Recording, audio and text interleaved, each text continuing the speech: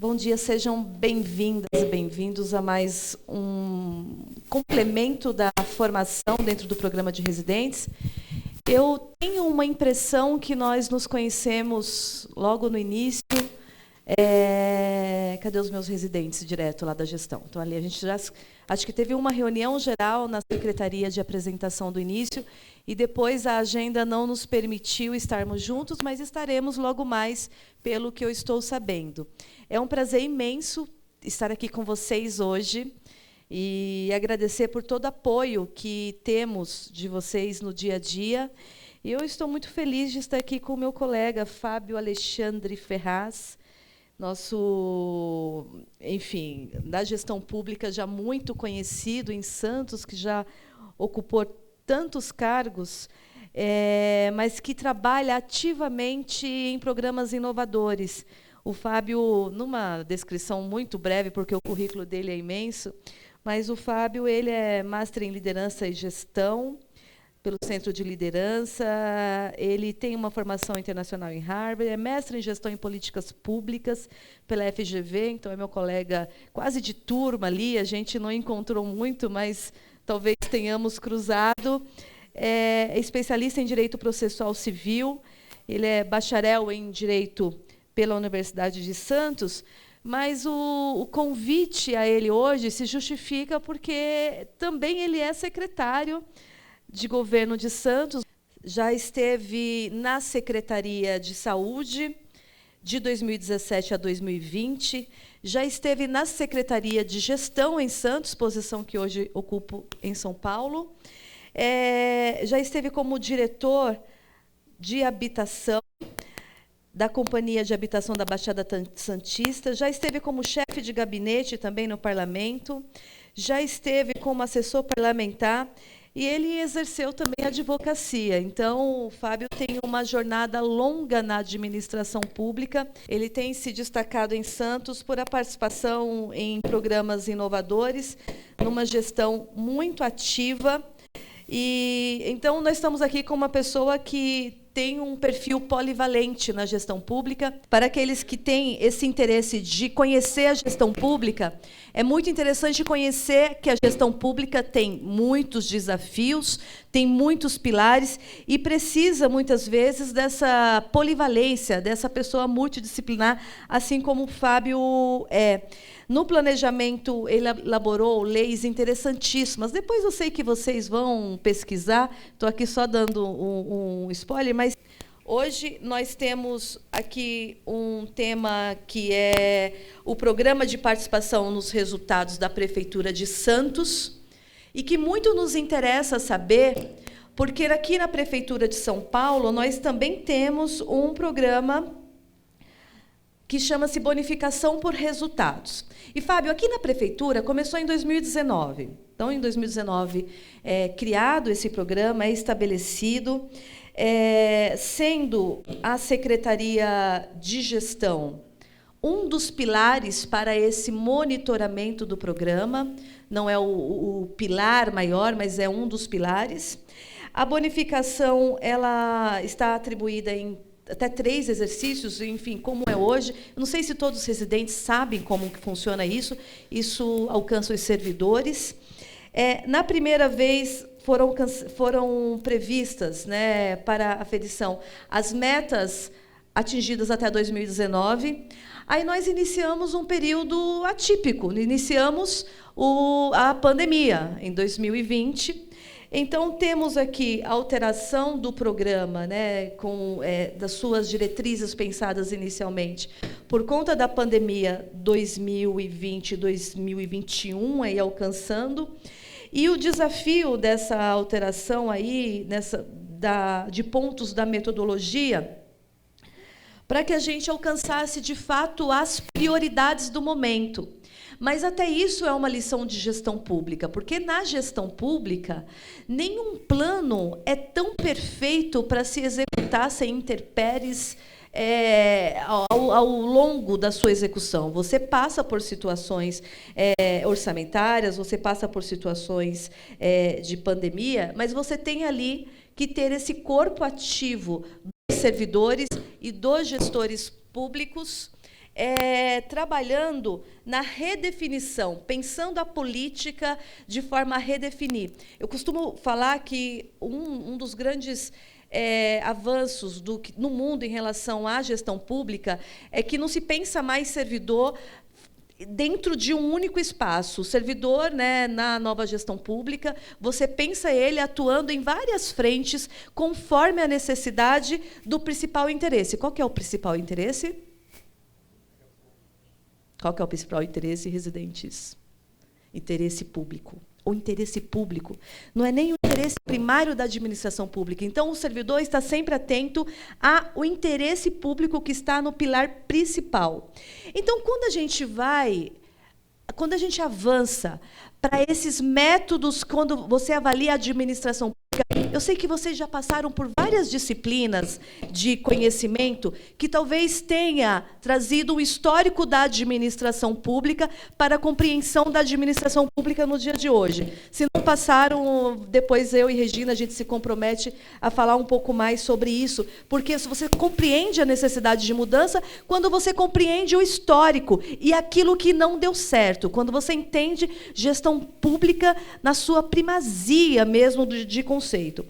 No caso da gestão pública, nós estamos falando aqui com residentes da primeira turma de gestão pública aqui no município, então a gente fala com residentes da gestão pública, com residentes jurídicos, e temos cerca de 100 residentes, houve uma alteração no meio do caminho, pessoas que assumiram outras oportunidades, e eles iniciam essa atividade nesse programa, que é transitório, para alcançar outras turmas, isso em maio de 2022, maio de 2022, após um processo seletivo. A partir disso, essas pessoas têm, assim, eles têm um interesse de conhecer a gestão pública. Imagino que por isso que traz, não é uma questão financeira, é o interesse de conhecer a gestão pública. Da nossa parte, nós temos o interesse de apresentar como funciona a máquina, como que funcionam esses pilares, para que sejam convidados a prestar concursos públicos, se assim quiserem, para que, por outras formas, estejam com interesse de participar da administração pública, mas a ideia é, hoje te ouvir, a gente entender que precisamos pensar também em métodos que aprimoram essa relação da gestão pública, então, para a entrega efetiva de resultados. Se tivermos um grupo grande de pessoas e não pensarmos no resultado, o principal prejudicado será cada um, porque nós estamos fazendo gestão pública para o interesse público. E é com essa introdução, sem mais demoras, mas contextualizando aqui o interesse de ouvir, Fábio, que eu quero já convidá-lo a falar, ele vai falar sentado, acho que vai começar os microfones, começamos com sorte de microfone hoje. Eu fico um pedaço aqui para poder se tornar por conta de outro compromisso, mas à disposição de dar continuidade a esse diálogo sobre gestão pública de uma forma que vocês também matem um pouco mais todo o conhecimento prático e teórico até aqui. Muito obrigada.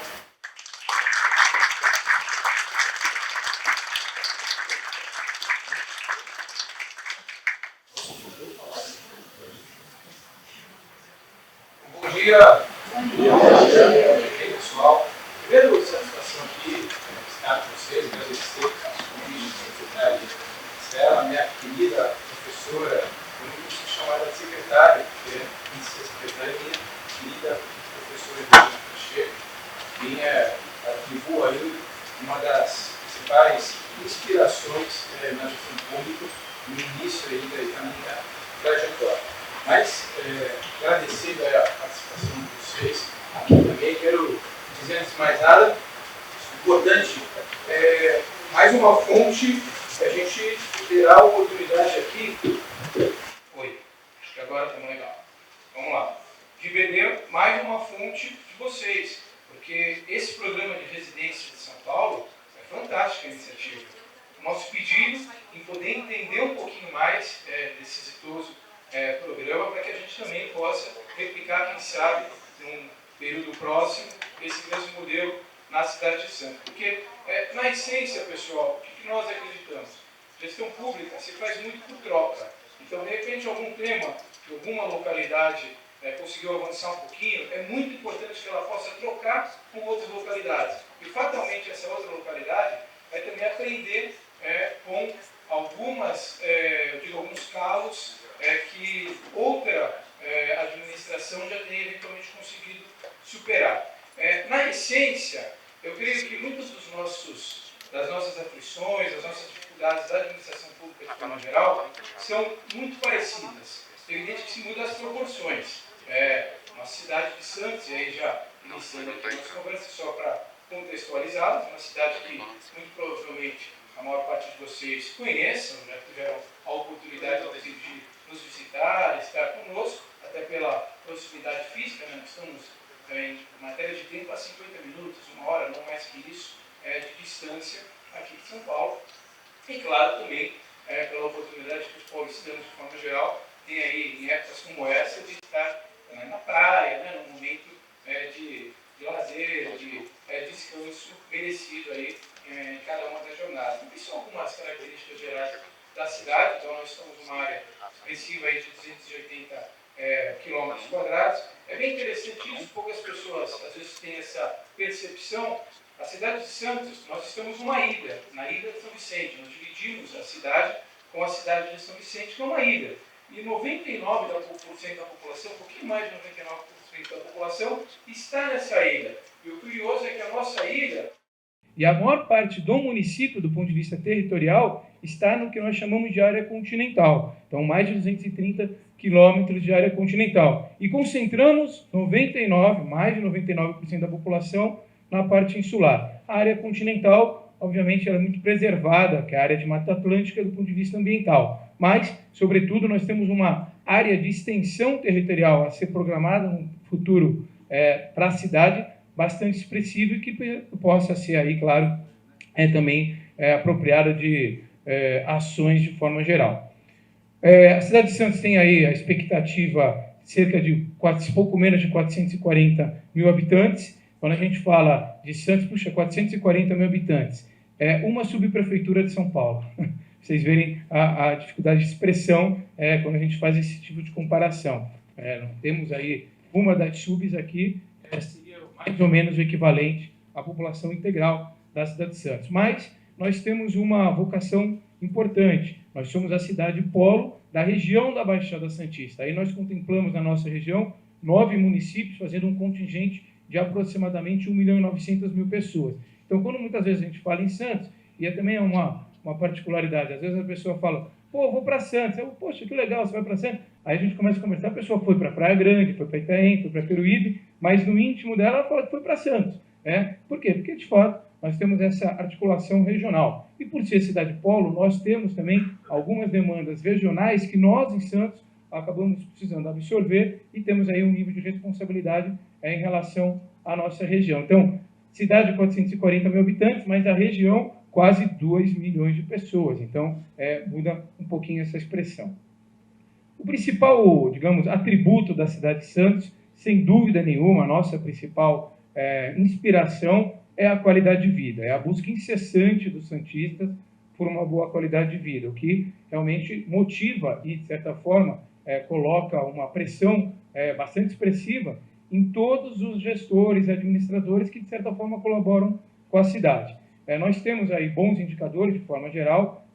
A gente tem um IDH de 0,84, que é o IDH Portugal. É um IDH, de certa forma, comparável aí à Europa, portanto, um bom IDH que colabora com o IDH, de forma geral, brasileiro, no sentido positivo, né? Então, a gente tem um pouquinho acima do IDH paulista e um pouquinho mais acima do IDH Brasil. Então, percebam que a gente tem, é claro, uma responsabilidade de manter o índice de desenvolvimento humano, que, na prática, se caracteriza com uma expressão mais simples, que é a qualidade de vida. Então, essa é, de fato, a grande obsessão de Santos. Nós temos algumas particularidades, pessoal que é mais ligado à área orçamentária, que eu acho que é sempre bastante destacado. Por conta do nosso porto, que é, sem dúvida, nosso principal atributo econômico, nós temos uma arrecadação, de certa forma, expressiva. E aí é uma lógica bem clara. O pessoal da área tributária, a maior parte das cidades brasileiras, quase a totalidade delas, só para de forma geral aqui, essa questão de orçamento. quais são as principais fontes de recursos? IPTU, ICMS, a cota parte do ICM, e ISS. Em Santos, essa lógica se inverte. A nossa principal fonte de arrecadação é o ISS, seguido pelo IPTU e em terceiro ICM. Por quê? Por conta do porto. Quase 60% da nossa arrecadação municipal é advinda da operação portuária. Então, não é nenhum tipo de exagero a gente dizer que se o Brasil está bem, a cidade de Santos está bem. Porque se o Brasil está exportando muito, a alíquota de ISS faz com que o município de Santos tenha uma projeção mais expressiva na sua arrecadação. Como o Brasil está num momento positivo, sobretudo de exportação de grãos, que é a nossa principal atribuição do nosso porto, a gente acaba estando num momento positivo do seu ponto de vista de arrecadação. E aí você fala, bom, o que isso tem a ver? O que é importante para essa introdução ao nosso tema de hoje? Estamos dizendo o quê? Eu tenho uma tradição de uma boa qualidade de vida, um IDH para o nível Brasil satisfatório, e eu tenho uma arrecadação, de certa forma, não aflitiva. Não quer dizer que nós nadamos em recursos lá, muito pelo contrário. Mas não é uma aflição do município buscar outras fontes de recursos. Nós temos condições, de certa forma, de ter algum equilíbrio financeiro. Então, nós precisamos o quê? Qualificar nossa entrega pública, que é o que nos disse de forma muito clara aqui a nossa secretária Marcela. Qual o principal foco da administração pública? É a entrega final. O foco está no cidadão. As empresas, de forma geral, qual é o foco dela? Foco no usuário, foco no cliente. O foco nosso, que está na administração, qual é? Foco no cidadão, foco na entrega pública. E por isso, nós desenvolvemos esse programa,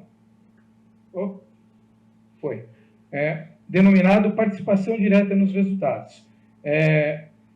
Percebam, e a gente vai fazer agora uma linha para dizer aqui a explicação do programa desde a sua origem, mas é algo que eu queria destacar desde o início. Esse é o logo do programa, PDR. Qual que foi a lógica do pessoal de comunicação lá em 2013, quando nós começamos a conceber o programa? Primeiro, falar de forma clara ao nosso servidor, a comunicação direta ao servidor. PDR, é uma letra, muito bem. E não à toa está esse cifrãozinho aqui, essa parte da grana. A ideia era falar para o servidor, a gente está sim, falando em dinheiro no final. No final, a gente quer falar em bonificação. E a simbologia de você ter essa marca difundida entre os servidores era justamente para poder, de certa forma, dar o recado muito claro. A gente quer bonificar quem conseguir realmente alcançar resultados. Por isso, a inspiração do programa que a gente vai estar falando um pouquinho. De forma geral, conceito clássico e conceito direto aqui. Isso aqui, gente, aqui é a parte já da professora Regina. Aqui nas aulas, a Marcela, minha colega lá de GV, sabe muito bem que tinha lá as nossas aulas de reforma gerencial, as nossas aulas de prática por resultados e a definição clássica de indicador, meta, resultado. Indicador nos serviços prestados. Qual é a entrega final? O que importa de fato? Eu digo, a principal aflição para a gente poder fazer um programa de metas está nos indicadores. Porque a meta é fácil. A meta não é difícil.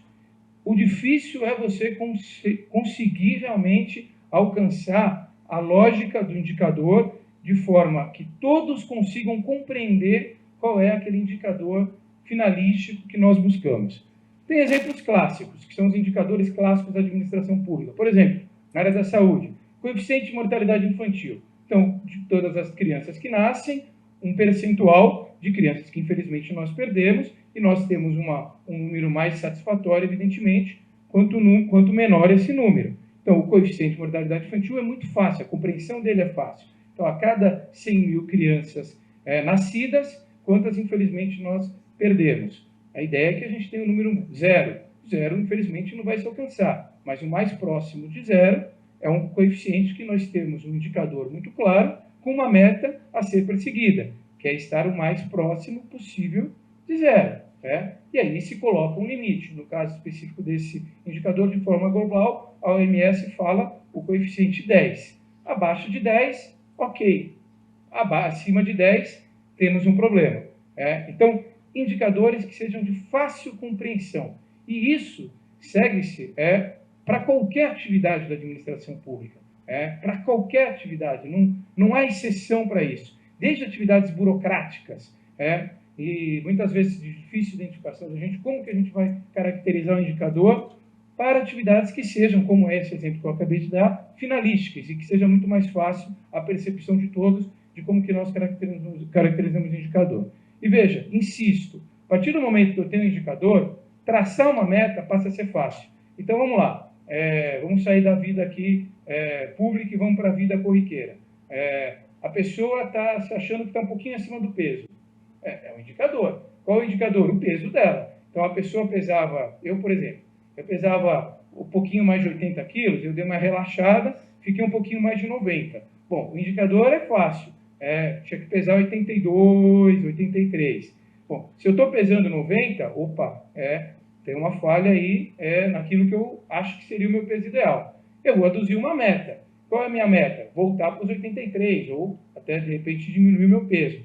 Essa meta, ela é factível de eu traçá-la em 2 meses, em 1 mês, em 3 meses? Provavelmente não. Eu tenho que fazer e alcançar uma lógica na execução da meta que seja, ao mesmo tempo, factível, possível de ser realizada, porém, que ela também seja, além de ser mensurável, desafiadora. Porque se não for uma meta de fato desafiadora, aí não tem muito sentido de a gente aplicar a meta. Não é fácil, quando você já tem mais de 40 anos, você perder 5, 6 quilos. Então, isso é desafiador. Mas, ao mesmo tempo, é factível? Sim, se eu me cuidar um pouquinho mais, eu vou conseguir, de certa forma, alcançar aquela meta. E isso, evidente que eu estou dando um exemplo corriqueiro, mas é um exemplo de fácil compreensão, para que a gente possa trazer essa lógica para a gestão pública de forma geral. E aí é fácil, chegou no resultado. Aí é colocar no papel. E aí coloca no papel e faz o contrato de gestão. Então, o conceito do que vocês atuam aqui já em São Paulo desde 2019, o que nós já em Santos estamos atuando desde 2013, basicamente é isso. Ter um indicador, a partir do momento que eu tenho um indicador, traçar uma meta e, de fato, obter o resultado.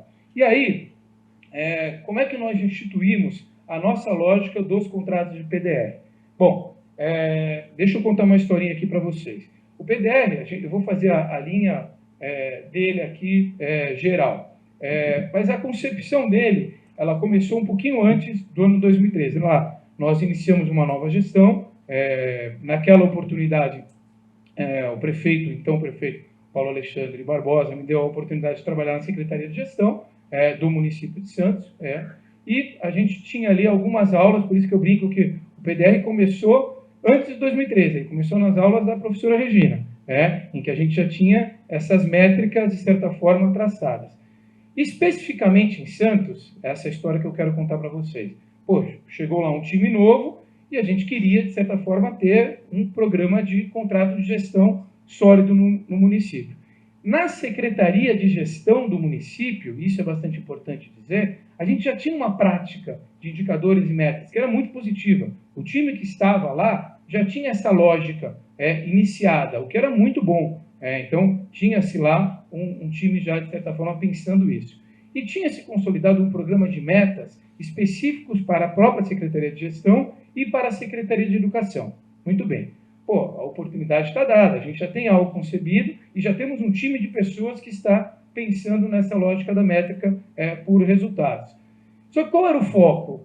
O foco, e isso eu me lembro bem, e eu sempre falo isso com muita tranquilidade, que foi o meu antecessor naquela oportunidade, que tinha um bom conceito, mas ele tinha uma meta um pouco diferente daquilo que nós entendemos que seja de maior interesse público.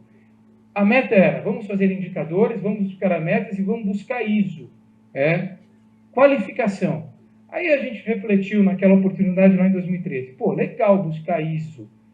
Mas qual que é a lógica do ISO? A lógica do ISO é uma certificação para as empresas estarem mais competitivas no mercado. Então, uma empresa que tem uma certificação de qualidade por ISO, qualquer que seja ele, 9000, 9001, enfim, ela tem um atributo a mais para se posicionar no mercado.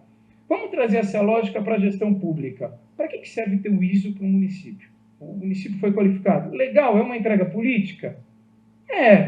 Mas é uma entrega política de peso? De certa forma, vai mudar muita coisa na administração pública? Essa foi a reflexão que a gente fez. E, sinceramente, entendemos que não. Não vai mudar muito ser qualificado como certificado com qualidade ISO. E aí veio a inspiração de, para lá, vamos buscar os indicadores, vamos buscar as metas, vamos ter uma política de mensuração e, no final da história, vamos bonificar quem ajudou a ter o resultado. E aí a gente faz a remuneração variada, que é justamente a bonificação do servidor no final do dia. E aí a gente junta lá um grupo de pessoas, um contingente de pessoas, para realmente conceber o programa. E qual que foi a nossa inspiração desde o começo? Gente, a regra do programa tem que ser de fácil compreensão para todos. Se ela for uma regra complexa, em que só os gestores públicos, digamos, mais dedicados ao tema, vão compreender, dificilmente vai dar certo. Essa era a nossa inspiração. Então, a regra é simples. A gente tem um contingente de metas e que a gente faz o seguinte. Olha só, do total, digamos, das metas, dentro de cada uma das secretarias que estão no contrato de gestão, 70% está na entrega final. 70% das metas sempre tem que estar relacionadas à entrega final. 30% do total das metas, a redução de despesas, eficiência da máquina. Então, a gente tem que, de certa forma, equacionar as riquezas. Ok, essa é a lógica do contrato do contingente de metas. E o mais importante disso, nota final, 0 a 7, no final da métrica, ninguém recebe bonificação. Então, a secretaria tirou, a nota final dela foi 6,5, legal, estuda mais, no próximo ciclo você esteja competitivo, porque ninguém vai ganhar bônus. De 7 a 9, nota final, 50% do prêmio, 50% do prêmio combinado. De 9 a 10, 100% do prêmio, integralidade do prêmio. Essa é a regra. Então, acredito eu que a maior parte dos servidores consegue compreender de forma clara. Se a minha performance for até 7, não tem bônus. De 7 a 9, metade por cento do prêmio. De 9 a 10, integralidade do prêmio. Qual o prêmio? 50% do vencimento do cargo. Isso é universal para todas as carreiras. Então, o médico, que tem o salário base, evidente, um pouco mais elevado em relação ao motorista da prefeitura, tem o mesmo percentual, 50% do vencimento do básico. Então, ele recebe como prêmio isso. Se ele receber a integralidade, ele recebe isso ao final do ciclo. Se ele atingir parcial ganho, ele vai receber 50% do prêmio. Se não atingir abaixo de 7, nada do prêmio. Essa é a concepção de forma clara do programa. E aí, importante, a gente faz um arcabouço de informações e comunica de forma direta às pessoas e tenta realmente colocar algo que seja de forma clara para a população, para a sociedade, o que gerou, na época, essa capa do jornal A Tribuna, que é o principal veículo de comunicação lá da nossa região, sempre sob choque de gestão. Algo direto. Nós vamos buscar a prática de indicadores e metas. É isso. Vamos ser direto e vamos falar isso para a opinião pública de forma geral, e acabou que a gente teve essa condição de fazer. Então, vamos agora tentar fazer aqui uma linha do tempo para explicar a concepção do programa desde o seu início. Então, lá em abril de 2013, essa historinha já contei para vocês, criação do grupo técnico de trabalho dentro da Secretaria de Gestão. Aproveitamos, isso é algo sempre muito importante, aproveitamos, e do ponto de vista político, a gente não tem nenhum tipo de constrangimento em dizer. A gente vinha de um grupo político que tinha vencido a eleição em relação ao grupo político anterior. Então, houve uma mudança de gestão. E, por isso, a gente não vai aproveitar o que já estava posto. Ao contrário, vamos entender o que já estava aqui, mesmo sendo um grupo adversário nosso. Não há nenhum problema quanto a isso. E, veja, anos depois, a gente vem aqui a público e fala com muita tranquilidade, aproveitamos o que já estava lá. Isso é ótimo, não temos que rivalizar, ao contrário, a gente tem que tentar aproveitar o que já estava. Evidente, como já disse, demos uma nova cara, buscamos uma nova finalidade, mas aproveitamos aquilo que já tinha. E aí, digamos, a data importantíssima aqui, que foi justamente julho de 2013, quando nós, inspirados em outras legislações, e aqui é importante, não tem como socorrer mais uma vez a professora Regina, que já falava, vai lá beber a fonte de BH, vai lá beber alguma fonte que nós tínhamos no Rio de Janeiro na época. E nós fizemos isso, fomos em locos a Belo Horizonte, fomos entender a lógica dos contratos de gestão, do choque de gestão mineiro naquela oportunidade. Fomos no Rio, que já tinha alguma discussão. O governo do Estado de São Paulo, especificamente na área de segurança pública, também já tinha algumas práticas importantes sendo conduzidas. E não tenho vergonha nenhuma de dizer, pegamos todas as leis que falavam do tema, compilamos e fizemos a nossa. Não ficamos inventando a roda. A gente não buscou fazer uma nova lei, um novo dispositivo, sabe? Vamos ser mais realistas que o rei. Vamos pegar o que já tem, vamos tentar pegar o que tem de bom de cada um e vamos tentar fazer o nosso? Foi essa a regra. Conseguimos consolidar uma legislação específica sobre o tema e criamos ali um projeto de lei complementar, que depois virou lei, que tem uma, digamos, história por trás disso aqui também que é interessante. E bem particular. Quando a gente cria a lei e o prefeito envia o projeto de lei à Câmara Municipal, logicamente ele marca uma coletiva de imprensa para explicar o que ele estava se propondo a fazer. Isso, eu não me esqueço disso, porque foi numa sexta-feira, à tarde. Muito bem. Na época, nós tínhamos um programa que a gente chamava de Viva o Bairro. Muito bem. O que era esse programa?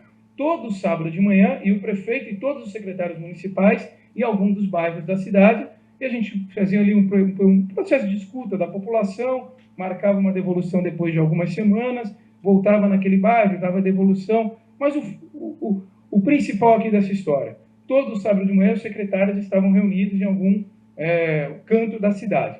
Às vezes um pouco mais animados, outros dias menos animados, porque afinal de contas, todo sábado de manhã você está em algum bairro da cidade, você precisa estar bastante animado. Mas todo sábado de manhã a gente estava lá. E essa é a matéria do Jornal A Tribuna, que, volto a dizer, é o principal veículo de comunicação da cidade, que, logicamente, todo secretário, acho que por obrigação, tem que se informar todo dia antes que comece o dia. Começa o programa de metas nas secretarias municipais. Passa a conseguirem cumprir os contratos com a prefeitura, garante bônus salarial. Todos os secretários olham para mim, naquele dia, naquele sábado de manhã, e falam, que negócio é esse? Porque nem sequer os secretários a gente tinha conseguido fazer uma ação de pertencimento maior. E na prática você está inventando meta para a gente? Que negócio é esse? E não gostaram muito, evidentemente, nesse primeiro ciclo. Só que aí tem a particularidade. Sai essa capa de jornal, a gente institui o conceito ali num segundo momento, que vão ser as metas de forma mais clara. Aquele final de semana, o prefeito andando na rua, todo mundo bate nas costas dele. Pô, legal, hein, prefeito? Vai ter meta para os secretários, vai ter meta para o servidor. Parabéns, prefeito, parabéns, prefeito, parabéns, prefeito, parabéns, prefeito. Na segunda-feira, o prefeito chama a gente. A nossa ideia inicial era, de fato, consolidar contratos na Secretaria de Gestão, na Secretaria de Finanças, portanto, 2 secretarias meio, e na Secretaria de Educação. E o prefeito fala, quero integral, quero para todas as secretarias. Prefeito, a gente não vai conseguir fazer isso, a gente não tem expertise suficiente para isso. Tal. Negociamos com o prefeito e consolidamos os primeiros contratos com 151 indicadores em março de 2014 em 7 secretarias. Então, Gestão, Finanças e 5 secretarias da área social. O prefeito conseguiu, entre aspas, além da educação, a saúde, a assistência social, na época chamada assistência social, hoje de desenvolvimento social, a própria ouvidoria e a Secretaria de Cidadania. Enfim, então nós tivemos ali 7 secretarias, 151 indicadores. O que é importante, nesse processo da legislação, digamos, promulgada através dessa legislação, que também é importante, a gente fez o anúncio, o envio para a Câmara, passou tranquilamente na Câmara. Por quê? A opinião pública começou a, de certa forma, dizer, esse negócio de meta é bom. Vereador, Câmara Municipal, é uma casa política. Ela age de acordo ao sentimento da população. A partir do momento que a Câmara Municipal percebeu que era algo bem-vindo para a população, evidente que não tivemos nenhum tipo de dificuldade na aprovação da legislação. Muito bem. Na oportunidade, a gente precisava de um apoiozinho externo. E aqui eu brinco, secretária, que é uma coisa interessante. Muitas vezes nós nos dedicamos, a gente conversa com o time, mas só o fato de vir alguém de fora conversar, buscar algo, já ajuda. Então, naquela oportunidade, a gente contratou o pessoal da Fundação Vanzolini, aqui uma fundação bastante renomada, para nos ajudar na concepção dos indicadores. E eu digo isso por quê? Porque os indicadores já estavam lá. Possivelmente, se a gente organizasse os nossos times nas secretarias, a gente ia conseguir chegar. Mas o fato de ter uma contribuição externa, Somente o fato, volto a dizer, de ter um agente externo, as pessoas que não fazem parte do dia a dia da administração, colaborando na concepção da construção de um indicador, já foi de enorme ganho. E a gente teve maior facilidade para conceber os 151 primeiros indicadores e aí, de fato, iniciar o programa. O programa, então, vamos lá, do ponto de vista legal, legislação, lei específica, permitindo, e aí vem o ponto importante, a pactuação por resultados e, sobretudo, a remuneração variável oriunda do contrato de gestão. Então, vai ter um gasto público, ou melhor, um investimento público ao pagar as bonificações, eu preciso ter lei que me dê guarida para isso. Um decreto regulamentador, que nós elaboramos posteriormente, que está disponível no portal da Prefeitura, toda essa legislação, e caso alguém tenha alguma necessidade de conhecer um pouquinho mais, evidente que também está totalmente à disposição aqui por nós. E depois o importante, o mais importante, que são os contratos de gestão. Aí é simples, é um contrato entre o gabinete do prefeito, o prefeito e o secretário municipal. Nesse contrato estão ali discriminados os indicadores e, sobretudo, as metas que serão perseguidas durante aquele ciclo. E aí a gente inicia, de fato, o programa. Bom, o programa ele tem lá aqui o lançamento efetivo, e nós temos o primeiro, bonificação. E aqui eu quero chamar a atenção, porque eu acho que a secretária Marcela foi muito feliz aqui quando ela colocou. A gente aprende sempre, e foram vários erros que nós cometemos no primeiro ciclo. Um dos erros é bem interessante. Qual foi a nossa ideia inicialmente? Dia do Servidor Público em outubro, que nós comemoramos o Dia do Servidor Público. Vamos pagar as bonificações do Dia do Servidor Público. E, de fato, no primeiro ciclo, a gente programou fazer o pagamento em outubro. E percebemos um erro enorme, porque era muito difícil a gente fazer a aferição outubro a outubro, portanto, fora do ano de execução orçamentária. Algo que no outro ano nós aprimoramos e passamos a fazer, como de fato é até hoje, janeiro a janeiro. Mas no primeiro ciclo a gente cometeu esse erro. E aprendemos como? Aprendemos errando. Aprendemos errando. Depois que a gente errou, a gente percebeu e melhorou. E aqui também eu sempre chamo muita atenção nesse outubro de 2015. Por quê? Qual talvez seja uma das principais aflições dos gestores públicos? Então, nós que estamos trabalhando aqui na área de gestão, vamos conceber um negócio desse aqui, e qual talvez seja a principal aflição?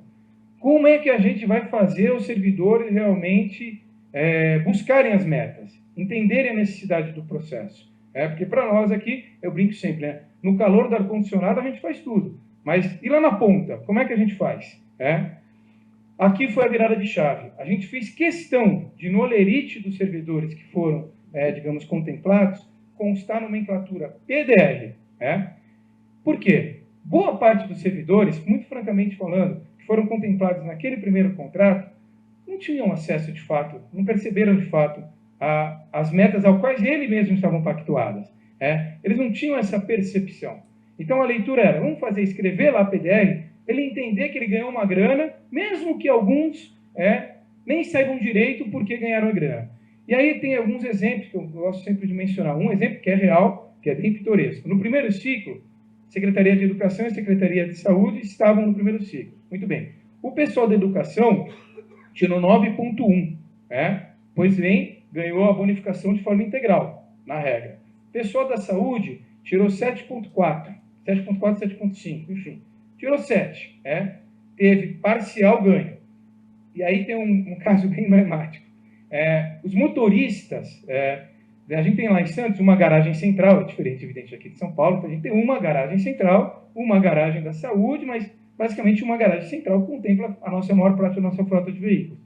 Boa parte dos servidores, os motoristas da saúde, vão trabalhar saindo daquela garagem, e a totalidade dos carros de educação fica naquela garagem. Então, naturalmente, os motoristas da saúde conversam com os motoristas da educação, todo dia.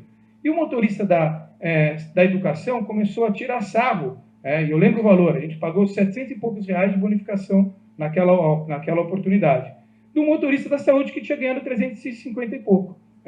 Então ele falou, aí ó, ganhei 700 pau. O outro, como assim? Por que você ganhou 700 pau e ganhei 360 e pouco? Era pouco isso. E foi isso mesmo. E percebam a riqueza disso. O cara da saúde começou a ficar indignado. Mas por que esse cara ganhou o dobro que eu? Ganhou 300 pau a mais e eu ganhei a menos. E foi buscar entender, de fato, por que o cara ganhou. E o da educação, mesmo que ganhe, tirando o sarro do outro, ele falou, bom, peraí, eu ganhei. Mas por que eu ganhei 700 pau aqui? Me explica de melhor isso. E tinha lá as metas traçadas para cada um daqueles contingentes de servidores. E aí, francamente, o programa começa a pegar. E olha que não faltou comunicação. A gente comunicou, mas não pegou. Quando, de fato, foi no bolso, o programa pegou. E aí, no ciclo posterior, as pessoas começaram a se preocupar, de fato, em alcançar as metas. E aí, nós conseguimos dar essa continuidade. 2015, a gente faz um novo ciclo. 2016, a gente amplia para 15 secretarias. Isso é um marco importante, a gente consegue dobrar, mas ainda não conseguimos chegar na integralidade da máquina. 2017 tem uma grande virada no programa, que eu chamo talvez aí algo fundamental. Como é que nós fazíamos a aferição dos resultados? Estrategicamente, desde o início do programa, a gente colocava a cada trimestre uma aferição parcial. A estratégia era todo mundo olhar o programa e ver como é que você está indo. Então, faça uma aferição parcial para ver como que eu estou indo, se eu preciso ser mais arrojado no cumprimento da meta. Como é que a gente fazia isso? Era literalmente um PDF com o cumprimento parcial das metas que a gente colocava no portal da prefeitura e fazia rodar na máquina. Então, era instante, não era de tempo real. Em 2017, a gente tem uma mudança de governo, o mesmo grupo político, o nosso prefeito... isso é importante mencionar, acabei deixando de mencionar. Durante a, discussão eleitoral, no novo ciclo, fechando, portanto, a gestão de 2013 a 2017, há, evidente, o debate político, que é ótimo que haja. E um dos temas principais que o então prefeito coloca na sua agenda política é o indicador meta-resultado, é o PDR. E o prefeito foi reeleito com 77% dos votos. Então, a gente pode dizer, a população falou, opa, esse negócio aí de meta é legal. Porque a partir do momento que reelegeu um prefeito que está colocando isso como um dos seus principais pontos, e quase 80% da população o reconhece, a gente percebeu que o programa estava legitimado pela população. E também, outra menção importante, mas tudo maravilha, nunca teve nenhuma oposição, tivemos. No início do programa, o pessoal do Sindicato dos Servidores fez as suas ponderações, e, claro, respeitando qualquer tipo de ideologia, até porque todas elas devem ser respeitadas, mas o pessoal do sindicato tinha algumas concepções de força de trabalho que, particularmente, eu não concordo, embora respeite, mas que colocava, esse negócio de meta, colocar meta para a pessoa é bobagem. A pessoa tem que atribuir a sua remuneração ao que ela dispõe da sua força de trabalho. É um sentimento bonito, um sentimento bacana, porém utópico, né? Não condiz, talvez, aí, pelo menos na minha concepção, com a realidade global, né? Então, na iniciativa privada, você coloca metas de forma muito clara e as pessoas perseguem aquelas metas. Por que não ser no público igual? E por que eu estou contando essa história para vocês? Porque lá em 2016, e olha, volta aqui de novo, secretária, a questão do erro. O pessoal do sindicato faz uma movimentação, junto com o pessoal da educação, para a discussão do novo ciclo do programa. E levando um tema, e consegue uma audiência, depois de levar o problema, mais clara com o nosso prefeito, ao qual eu participo dessa reunião. E essa é uma das reuniões que eu mais marco para mim, professora Regina, porque ali eu percebi, puta, eu erramos, mas ao mesmo tempo, como eu estou feliz. Por quê? Quem era o principal opositor até então do programa? O Sindicato de Servidores, que tinha essa lógica. E qual foi o pleito que eles levaram naquela mobilização e tal? Alguma parte dos nossos professores tinham, como tem, aqui em São Paulo também tem, dupla jornada. Ou seja, tem 2 contratos. O cara passou num contrato, num vínculo de quantitativo de horas, que lhe dá 4 horas aula por dia. E depois passou num outro concurso que lhe dá mais 4. Então, ele tem duplo vínculo com a administração, que é bastante normal no magistério, nenhuma dificuldade. E qual era o erro que nós estávamos cometendo? O erro feio. A gente estava pagando o PDR em relação a um vínculo, ou seja, no CPF da pessoa, e não o duplo vínculo. Então, o professor, por exemplo, ele ganha num vínculo, só para exemplificar, 5 mil, no outro vínculo 5 mil, só para exemplificar. 10 mil é a remuneração total do servidor, do professor. A gente estava pagando somente um vínculo. E eles fizeram um escarcéu por causa disso. E a gente falou, vocês têm razão, estamos errando. Mas por que eu fiquei feliz? Porque naquele dia, o principal opositor validou o programa. Ele falou, o programa é bom. Quando ele faz esse gesto de ir lá reclamar para dizer, ó, precisa que o programa esteja no outro vínculo, o que ele está dizendo? Segue, que é bom. A gente não vai te encher mais o saco. Como, de fato, nunca mais teve nenhum tipo de ponderação por parte do sindicato, e a gente hoje pode dizer que não temos nenhuma ponderação negativa quanto ao conceito do programa. Então, percebam, embora apontando um erro nosso, que era um erro exato, eles validaram o programa em definitivo. Esse foi um ponto importante. Mas o que eu queria chamar a atenção, lá em 2017, nós produzimos uma mudança bastante emblemática. O programa, a gestão do programa sai da Secretaria de Gestão e vai para a OTC, que é a atual Ouvidoria, Transparência e Controle, que é um órgão onde está a controladoria e a própria ouvidoria do município. E por que isso foi importante? A partir daquele momento, nós caracterizamos dentro do Indica Meta, que é o nosso programa de metas de forma geral, e aí envolve plano de governo, vinculação aos LDS e o próprio PDR, a possibilidade de qualquer pessoa acessar a continuidade do programa de forma que esteja verificando se as metas estão sendo cumpridas ou não em tempo real. Deixa eu falar de uma outra forma clara. A gente colocou na internet, através de uma ferramenta de georreferência, a possibilidade de qualquer um, vocês podem fazer isso agora, entrar na página da Prefeitura de Santos, santos.sp.gov.br, clicou no Indica Meta, entrou no programa. Qualquer um de vocês pode fazer isso agora. Vocês vão entrar aqui, tem todas as secretarias, hoje isso aqui é uma tela real da Prefeitura, recente, clicou em cima de uma das colunas, você tem acesso em tempo real a todas as metas de cada uma das secretarias e clicando de novo como está nesse momento. Então, como que nós estamos agora em cada uma das secretarias? Qual que é o cumprimento delas? Então, a performance do contrato vigente atual é essa. A gente tem aí 718 metas, que é o contrato 2022 ainda, eu vou falar até um pouquinho daqui a pouquinho, e temos aí 12% das metas não cumpridas até o momento. Possivelmente isso aqui não será cumprido mesmo, porque o contrato praticamente encerrou. Mas, onde eu quero chegar? As pessoas podem acessar e observar o cumprimento parcial por secretaria, por meta e, evidentemente, nessa visão global do contrato num todo perante a Prefeitura. E o que isso foi bom? Bom e ruim, mas principalmente bom. Para o programa foi bom, não tenho dúvida. Para o prefeito, muitas vezes, para o secretário, é um pouco ruim. Não é ruim, é bom. Calma, o cara ficou maluco. Não. É ruim porque permitiu, por exemplo, a imprensa, de facilitar o trabalho da imprensa. Ela vai lá e vê, tem uma meta aqui da educação. Pera um pouquinho só, vocês estão com 40% de cumprimento dessa meta, vocês estão de brincadeira, a educação está muito ruim, blá, blá, blá, blá, blá, blá, educação. E, eventualmente, as ponderações que são feitas em relação à entrega do serviço público são facilitadas as críticas por conta do programa. Agora, e por que é bom, aliás, na minha concepção, excelente? Porque realmente dá mais uma possibilidade de controle social.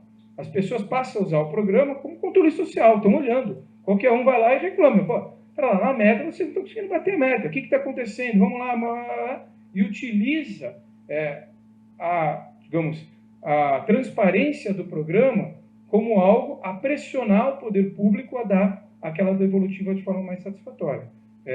Eu fui secretário de gestão 4 anos, justamente nessa oportunidade, e invariavelmente, várias oportunidades, reunião de Conselho Municipal de Saúde, a própria imprensa, enfim, usava alguma das dificuldades nossas em cumprir alguma das metas que nós pactuamos como algo a, de fato, nos pressionar. Então, sofri na pele a consequência do próprio programa que a gente tinha concebido anteriormente. Mas, ao mesmo tempo, volto a dizer, bastante feliz por isso, porque a gente percebe que, primeiro, os servidores encamparam o programa. Segundo, a sociedade civil encampou o programa. E aí, por isso que eu chamo a atenção dessa grande mudança de quando a gente conseguiu colocar o programa no portal e as pessoas poderem acompanhar ela em tempo real, porque realmente permite com que as pessoas possam participar aí de forma direta da concepção do programa, como a gente bem colocou. Aqui, só para ficar claro para vocês, também é uma lâmina retirada do portal da Prefeitura. Então, a meta específica, pegamos aqui da Secretaria de Serviços Públicos, um exemplo. Essa meta, está um pouco difícil a visualização no telão, e para mim também, eu passei dos 44, agora preciso do óculos em curto aqui, eu esqueci o óculos, mas vamos lá. Não, acho que dá para... Obrigado, professor. Então, vamos lá. O vermelhinho, média de atendimento de boletim de ocorrência para execução de manutenção em praça no âmbito da Subprefeitura Regional da Zona Noroeste. Então, essa aqui, o pessoal da Zona Noroeste, que é uma das nossas subprefeituras, não está fazendo a contento, por isso que está vermelhinho. Então, fica de fácil comunicação. Eles não bateram essa meta ainda. Então, precisamos olhar lá e ver o que está acontecendo com o pessoal lá da SUB, que está vinculado à Secretaria de Serviços Públicos. A de cima, a mesma meta no âmbito do Departamento de Serviços Públicos. Então, que aí é um departamento específico da Prefeitura, cumpriu a meta. Então, chamando a atenção aqui, as pessoas olham e conseguem perceber o que está sendo cumprido, o que não está sendo cumprido, de forma a ser atualizado em tempo real pela plataforma. Bom, o que é importante aqui? Em 2018, um outro destaque interessante. A gente tem aí uma condição de usar o programa, e aqui eu quero destacar, para poder ter já algumas devolutivas expressivas para a cidade. Então, veja, o que é legal? Eu usei esse exemplo da mortalidade infantil. Lembram lá no começo, digamos, o orgulho, a satisfação de Santos, de forma geral, de ter bons indicadores? Nós tínhamos, de fato, um indicador que era uma vergonha para a cidade, que é o indicador justamente relacionado ao coeficiente de mortalidade infantil. Como falei, o recomendado pela OMS é 10.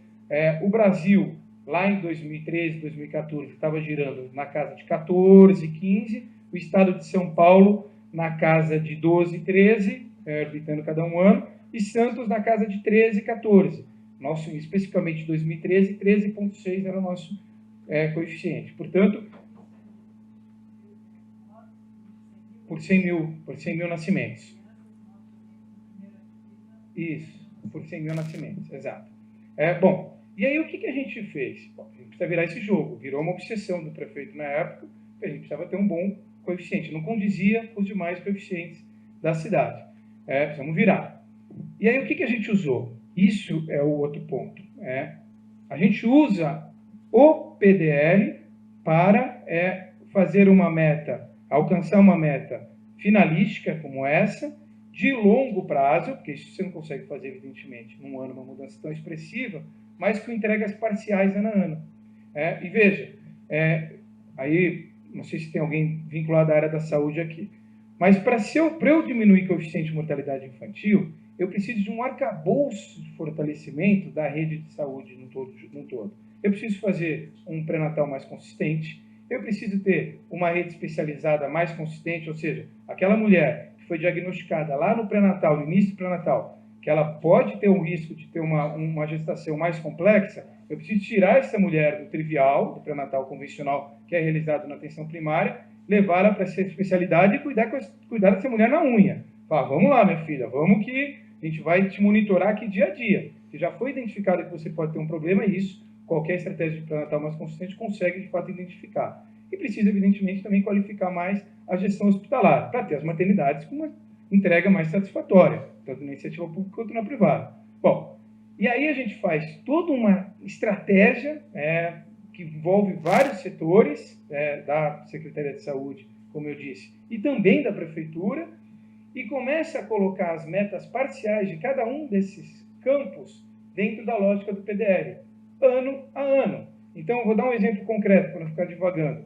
Percentual de acompanhamento e preenchimento da carteira de pré-natal das gestantes. Então, meta 90% de integralidade da carteira. Na época, indicador, 55%. Vamos lá. Qual era o indicador? A cada mulher que iniciava um sistema de uma atenção pré-natal no sistema da atenção básica, pouco mais da metade tinha a carteira de acompanhamento 100% preenchida. Ou seja, fez tudo o que foi mandado. tem alguma coisa errada. Talvez seja um dos pontos que está dificultando que a gente tenha uma performance mais satisfatória na situação final. Ou seja, as mulheres não estão aderindo, de fato, à estratégia pré-natal. Qual é a meta? 90% das mulheres que estão, 100% da carteira pré-natal.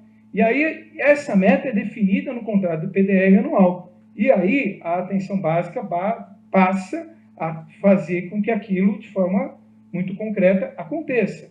E tudo bem, aí tiveram algumas estratégias conjuntas com isso, e percebe, começa a despertar uma busca de como eu vou atender aquela meta. E eu estou dizendo esse exemplo para dar uma característica para vocês de como um programa de metas que está no papel, ele pode virar a vida prática.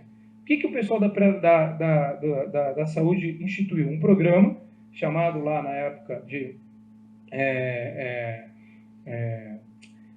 oh, meu Deus, fugiu o nome. Mãe Santista, obrigado. A Eliane me ajudou aqui, ainda bem que a Eliane está aqui. De Mãe Santista, muito bem. E o que uma das principais entregas do Mãe Santista? Toda mamãezinha que receber, que fizer a integralidade da sua carteira pré-natal, ganha 2 bolsas. Um kit com 2 bolsas. Uma bolsa dedicada à mãe, com produtos diversos para a mãe, e outra bolsa dedicada ao nenê. E aí produtos, digamos, naturais de qualquer bebezinho e de qualquer mãe que esteja naquele momento. Mas é uma bolsa expressiva. Às vezes, quando a gente fala isso para uma pessoa da classe média, será que é importante mesmo um pouquinho de leite umedecido, fralda, enfim, talco? Para a classe média, uma família da classe média, talvez não. Mas para uma família carente, que é justamente o público-alvo da estratégia, é muito importante. As mães brigavam para poder receber aquela bolsa, aquele kit. E o que elas faziam? Passaram a acompanhar, de certa forma, o pré-natal, com um olhar específico de ganhar a bolsa no final. E na prática, no segundo ciclo, a gente consegue bater essa meta específica e outras que foram realizadas na oportunidade para que a gente chegasse em 2018 com a marca Santos diminui índice de mortalidade infantil. O nosso índice, que era 13,6, veio a 7,1. E hoje ele gira 7,8, 8, todo ano. E não parou. De 2019 para cá, pode entrar, o coeficiente de mortalidade infantil de Santos não passa de 8. A gente virou o jogo. A gente antes, digamos, não contribuía com a performance do Estado de São Paulo, porque a gente estava um pouco acima do Estado de São Paulo. A gente estava dificultando a performance do Estado. Hoje a gente contribui com o indicador do Estado e, porventura, evidentemente, do Brasil. E hoje a gente tem orgulho de ir em qualquer fórum e falar, bom, qual é o coeficiente de mortalidade de vocês? 8, 7,5. Esse ano, especificamente, 19, foi 7,1, foi o menor da história, até hoje. Eu quero que vocês percebam, gente, por que eu estou contando essa história para vocês? Porque muitas vezes a gente fala, sendo muito claro, a professora Regina vai lá, ensina a gente a fazer os contratos de gestão, a gente, volto a dizer, eu gosto muito desse termo, viu? No calor do ar-condicionado, que muitas vezes os gestores estão no calor do ar-condicionado, a gente não está na rua, a gente não está sentindo de verdade o que está acontecendo. E a gente faz lá os contratos, debate, faz isso que a gente está fazendo e tal, e não tem entrega final naquela história, porque não está acontecendo de verdade. E eu quero dizer para vocês, eu destaquei um exemplo, eu posso dar vários exemplos para vocês, de ações em que a gente conseguiu, de fato, qualificar a gestão pública utilizando o programa, colocando aquilo no programa. E os servidores hoje têm essa noção de pertencimento. Ô, professor.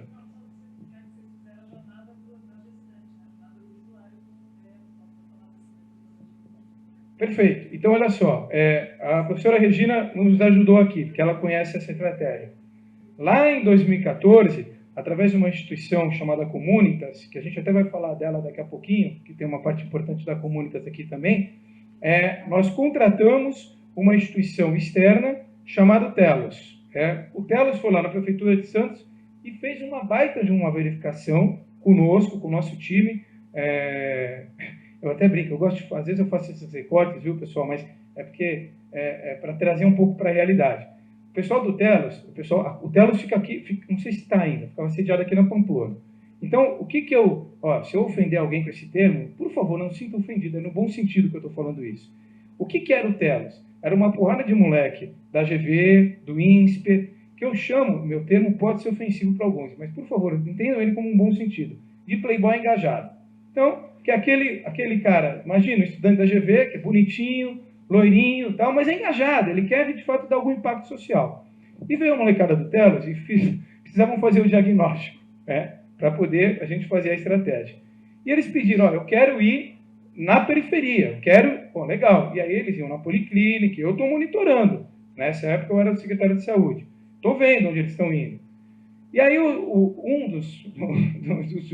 dos atores do Telos, eu quero ir na casa de uma gestante, blá, blá, blá, blá. E aquele que escolheu era um lugar muito periférico da cidade. É o que nós chamamos de DIC, que é justamente uma área de palafitas na nossa cidade, que é a principal, ainda existe na cidade de Santos, o principal desafio que nós temos, sem dúvida nenhuma. A gente tem gente que mora em palafita em Santos. Então, Santos não é só essa parte do PowerPoint bonitinho da orla, não. Tem o outro lado, que é o lado das palafitas. E aquela mãe, eu falei, esse moleque não vai lá, nem ferrando.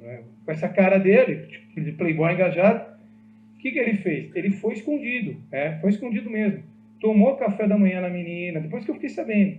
Pegou o busão com a menina, foi na policlínica, acompanhou a menina. Bom, a contragosto do então secretário, porque o rapaz se colocou, de fato, numa situação de iminente risco, porque ele não é o perfil das pessoas que estão naquela localidade. Chama atenção o perfil dele, essa era a minha preocupação. Mas a gente conseguiu, e ele ajudou muito no final da história, o que ele falou estava certo, entender um pouco mais a realidade daquela mulher, e entender um pouco mais qual eram as dificuldades para, de fato, ela fazer pré-natal. O que está pegando para essa mulher não fazer pré-natal? Essa era a missão do cara.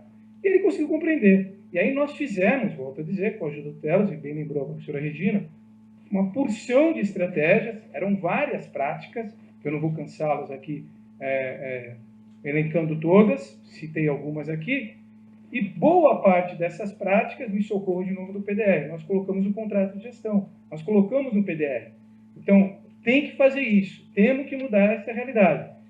E o contingente de servidores, de fato, que estavam, de certa forma, ligados àquelas métricas, àquelas práticas, passaram a buscar alcançá-las, porque estão interessados também, de fato, além, é claro, da entrega pública, que por si só tem que ser algo de satisfação do servidor público, mas também na bonificação. Por quê? Porque está claro para ele, ficou fácil de ver, ele está vendo que se aquilo for realizado, ele está vendo que ele precisa levar aquela mulher no braço para fazer pré-natal. Não vai deixar aquela mulher. Então, eu ia lá, a assistência de saúde da família, pessoal, as nossas ACS, iam na casa das mulheres. Você vai, minha filha. Você vai ter que ir e tal. E as mulheres passaram a fazer pré-natal. E a gente passou a ter uma performance realmente de mais de 90% das mulheres que estão em período de gestação realizando o pré-natal. É óbvio que a mulher tem que realizar o pré-natal. É óbvio para alguns não é. Para alguns não é, isso é o fato. Infelizmente, para boa parte dessas mulheres, e aí é claro que a gente até fiquei nesse tema um pouco, prometo que eu já saio dele, mas eu lembro uma mulher, essa me marcou, a menina com 13 anos, na gestação, em estado de drogatização. A menina que era usuária de crack, com 13 anos, assim, desculpa a forma rude de falar, mas a possibilidade dessa criança não virar o primeiro ano, que é justamente o que mede o coeficiente de mortalidade infantil, é enorme.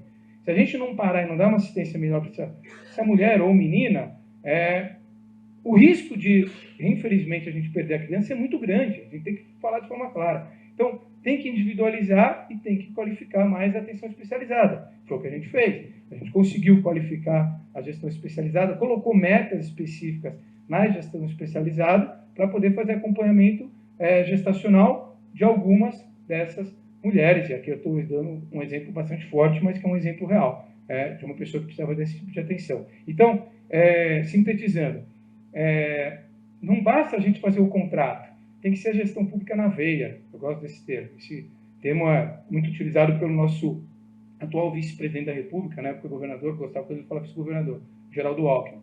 Tem que ser gestão pública na veia. A coisa tem que acontecer de verdade. Não adianta a gente colocar no papel. Tem que ser algo que, de fato dê impacto.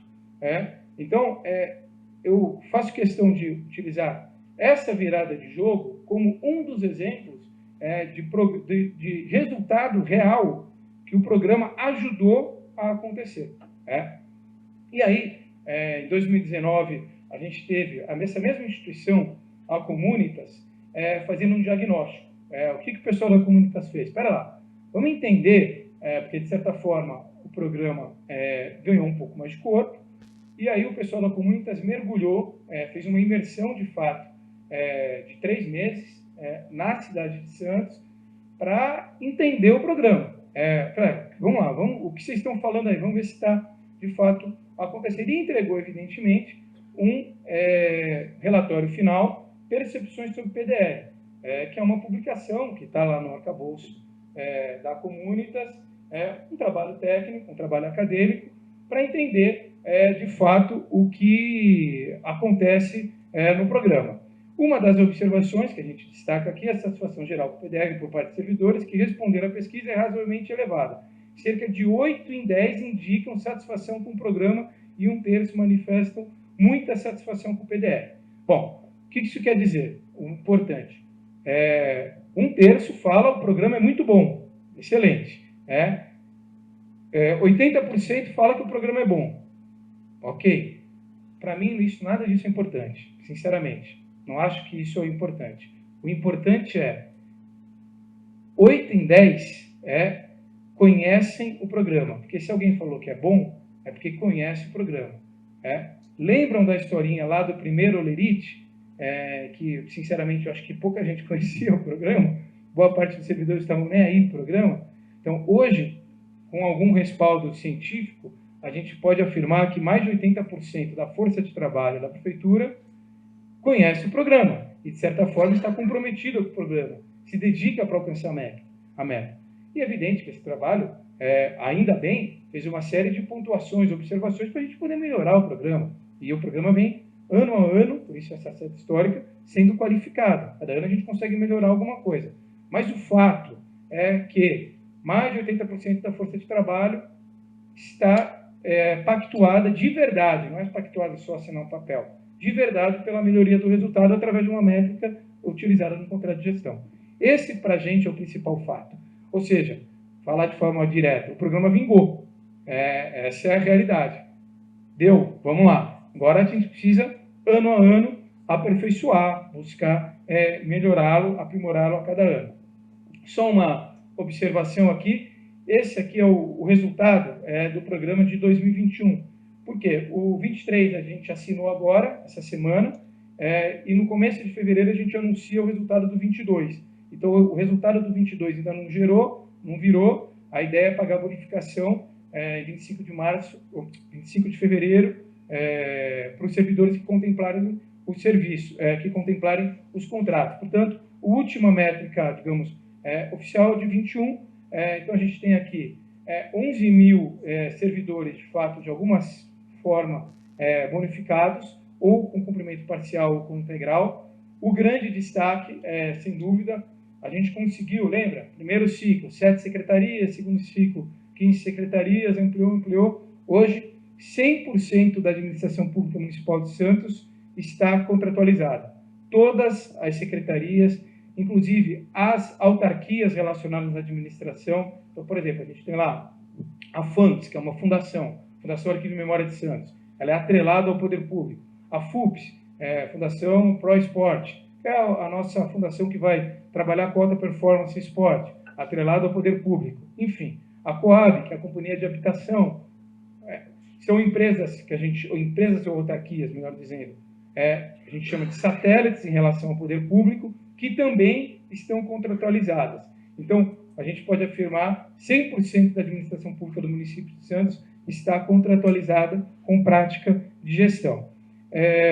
Última performance, 72% dos contratos cumpridos, ao total, 816 indicadores foram avaliados. Então, perceba, a gente tem 816 métricas diversas nas várias áreas da administração pública e que a gente está medindo alguma coisa. Então, a riqueza de quantidade também de indicadores. E aqui mais um destaque no sentido negativo. Todo ano, gente, todo ano, inclusive nos contratos que eu firmei, como secretário de gestão, como secretário. Quando você está executando, você olha, por que isso aqui foi parar aqui?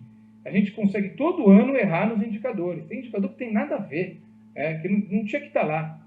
Sendo muito franco com vocês, mas de onde veio isso aqui? Quem pôs isso aqui? Mas é isso, a gente nunca vai fazer um contrato perfeito. Não vai acontecer. Mas ano a ano a gente vai aprendendo e vai melhorando. Então, 816 indicadores, todos são bons? Fatalmente não. Eu confesso a vocês, no último contrato eu não li os 816, mas provavelmente tem muita coisa ruim aqui. Tem indicador que tem nada a ver, que não tinha que estar aí. Mas eu posso afirmar de forma muito transparente, a grande maioria dos indicadores que estão postos aqui são importantes. De fato, devem estar aí nesse conjunto de avaliação de performance. Bom, ponto importante. Aí a gente começou a fazer algumas estratégias, digamos, parciais. Todo ano a gente destaca com o servidor que melhor se destacou na meta que teve melhor performance. Então, vamos lá. Uma meta importante, por alguma razão, é identificada na Secretaria de Educação. A gente vai olhar, a performance dessa meta foi boa, legal, vamos bem. Quem se destacou? Qual foi o servidor? Avisa, pega lá para o secretário, para a chefia, e identifique esse servidor. E no dia, o dia do anúncio do PDR é esperado, né? Como disse, vai ser no começo de fevereiro agora, a administração fica ansiosa. Prefeitura, realmente, então vai lá e tem uma solenidade para o anúncio dos resultados e tal. E nesse mesmo dia, a gente vai certificar, o prefeito vai entregar um certificado, digamos, agradecendo o destaque daquele servidor. E esse certificado é algo importante para o servidor. Eu estou dizendo isso porque tem sempre uma discussão clássica no campo da remuneração variável. É importante a grana? Claro que é. Todo mundo quer ganhar um pouquinho mais. Quem falar que não é hipócrita, no mínimo. É óbvio que é importante. Mas muitas vezes o reconhecimento não é só a grana. É o reconhecimento público. E a partir do momento que a gente vai lá e todo ano tenta identificar e consegue de forma clara identificar os servidores que tiveram melhor performance na busca das metas, reconhece isso publicamente, certifica o servidor, isso tem um ganho muito forte. Você vai encontrar depois esse cara que ganhou esse certificado, no espacinho dele, pode ter certeza que o certificado está lá pendurado em algum lugar, está lá, e ele tem orgulho de ter conseguido obter esse certificado. Então, isso é algo mais abstrato, né? A gente, quando fala de contrato de gestão, a meta sempre é evidente, o mais objetiva possível. Fugir o máximo de subjetividade. Mas isso é algo mais abstrato, mais subjetivo, mais de extrema valia. Então, é algo que a gente sempre também tenta, de certa forma, recomendar para aqueles que se encorajaram com o tema. Em 2022, um marco importantíssimo para o PDR também. Primeiro, a gente conseguiu, de forma muito clara, aí, fazer a articulação integral de todas as metas da ODS, Pacto 2030, vinculados nos contratos PDR. Então, a gente tem a lógica de obtenção dos resultados ODS, com as entregas parciais também vinculadas ao PDR. E temos uma legislação específica, o prefeito enviou à Câmara a obrigatoriedade, ou melhor, vou colocar de uma forma mais formal, a inserção de um contrato de gestão por resultados dentro da lei orgânica do município. Além, nesse mesmo ato, do respeito, dentro da lei orgânica do município, às metas pactuadas de ODS. Então, no mesmo ato, essas duas situações. Mas o que eu estou querendo dizer para vocês é o seguinte: uma vez que o prefeito se sentiu absolutamente confortável em dizer a prática para o resultado está dando certo, eu vou colocar isso na lei orgânica do município, ou seja, na Constituição Municipal, como algo perene. Então, do ponto de vista legal, há necessidade de a Prefeitura de Santos ter de forma perene e contínua a estratégia de gestão por resultados na sua, digamos, eternidade, utilizando um termo um pouco mais forte. Eu quero dizer para vocês, isso aqui foi importante, porque, claro, acho que vocês já perceberam que eu sou um pouco entusiasta do programa, né? Mas que a gente faça com que as pessoas sejam entusiastas. Mas a ideia é de continuidade.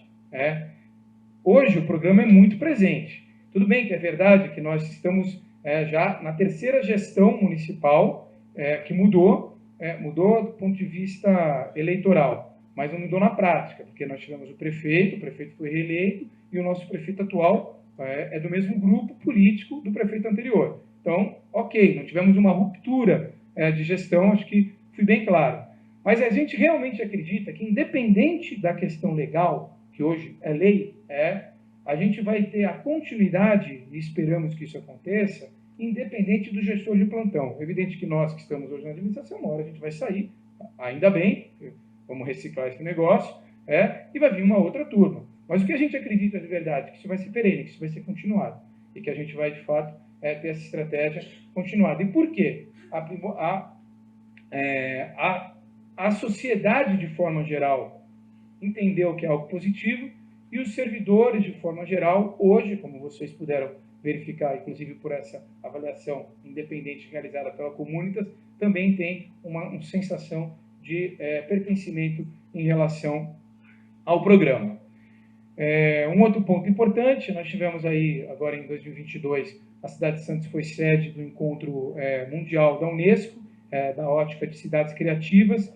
Então, isso é uma questão bem interessante. A Unesco, ela tem uma rede de cidades criativas no planeta. Algumas cidades participam dessa rede, a cidade de Santos é uma delas. O nosso vetor é o cinema, talvez boa parte de vocês conheçam a tradição de Santos, na articulação cinematográfica de forma geral, e por conta do vetor cinema, nós somos uma das poucas cidades brasileiras que participamos dessa rede internacional da Unesco. E pela primeira vez, o encontro entre todas essas cidades que participam da rede de cidades criativas foi realizado na América Latina. E nós tivemos lá uma disputa, enfim, no período anterior disputamos com Belém, acabamos conquistando essa votação, uma votação que foi realizada lá na Itália, e a cidade teve a oportunidade de sediar esse importante encontro. E um dos argumentos era a prática de resultados, que a gente levou justamente na aferição da proposta de Santos. Em Santos a gente está preocupado com esse negócio aqui, a gente está articulado com a ODS, enfim, a gente tem isso levado a sério.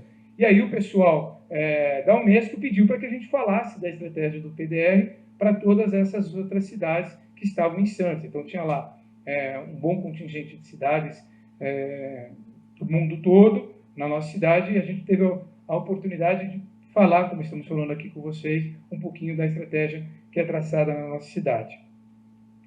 Aqui, gente, eu queria só fazer um diagnóstico geral após esse histórico aí da consolidação do programa. Então, vamos lá. 2014, 2015, primeiro ciclo. Total de 151 indicadores, 7 órgãos participantes.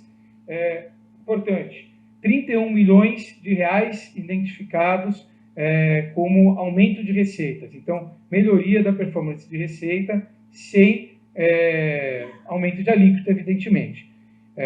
Pagamento de bonificações realizados, e a gente teve aí o meta cumpridas parcialmente ou integralmente, 85% da performance. Então, 85% das metas foram pactuadas, a gente conseguiu performar.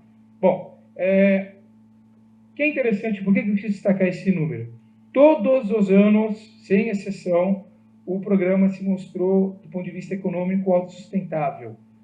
O que a gente conseguiu aferir, de fato, com economicidade e aumento de performance, e nos primeiros anos o aumento de performance de receita foi mais expressivo, com metodologias que foram aplicadas percentualmente mais expressivo, a gente conseguiu pagar as bonificações. Então, falando de uma outra forma, o que a gente melhora performance na economicidade, por exemplo, para não ficar divagando, é padrão. Toda a secretaria tem aferição de consumo de energia elétrica, água e combustível. Todas. E todo ano a gente faz lá a indicação quanto que cada secretaria gastou, por exemplo, de combustível, e a gente estipula uma meta. A meta pode ser mais forte ou menos forte, dependendo da situação. Saí, mas eu volto daqui a pouco, é só para não perder isso. Essa questão da aferição da meta, esse também é um tema sempre bastante importante. Tem uma hora que você vai, que é melhor não ir mais.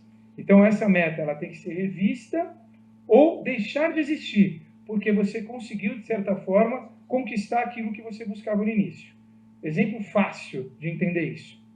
Primeiro contrato, a gente tem lá o Poupa Tempo municipal, que é uma parceria com o Poupa Tempo do Estado. Dentro do Poupa Tempo, dos Poupa Tempo do Estado, a gente tem lá alguns setores que são do município, que as pessoas vão lá e utilizam, dentro da estrutura do Poupa Tempo, os contingentes de servidores para buscar os seus problemas em referência ao município.